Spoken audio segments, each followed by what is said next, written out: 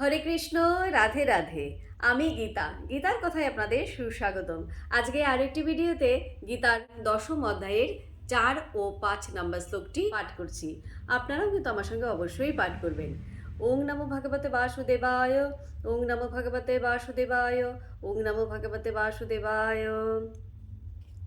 বুদ্ধি জ্ঞানম অসংমোহ, ক্ষমা সত্যম দম সম, সুখম দুঃখম ভব অভাব, ভয়ম চ অভয়ম এব চ, অহিংসা সমতা তুষ্টি তপ, দানম যশ অযশ, ভবন্তি ভাবা ভূতানাং মত্ত এব পৃথক বিধা।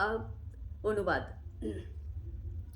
বুদ্ধি, জ্ঞান, সংশয় ও মোহ থেকে মুক্তি, ক্ষমা, সত্যবাদিতা, ইন্দ্রিয় সংযম, মনোসংযম, সুখ দুঃখ, জন্ম মৃত্যু, ভয় অভয়, অহিংসা, সমতা, সন্তোষ, তপস্যা, দান, যশ ও অযশ, প্রাণীদের এই সমস্ত নানা প্রকার ভাব আমার থেকেই উৎপন্ন হয়।